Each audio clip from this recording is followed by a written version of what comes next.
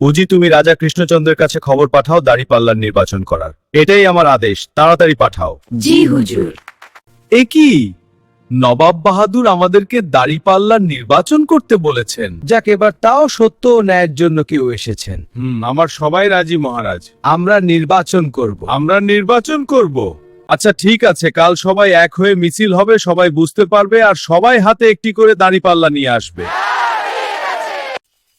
ওই মার্কাটা কি দাঁড়িপাল্লা? জোরসে বলো, দাঁড়িপাল্লা জিতেবে এবার। দাঁড়িপাল্লা, ওই মার্কাটা কি দাঁড়িপাল্লা? সবাই মিলে একসাথে বলবো।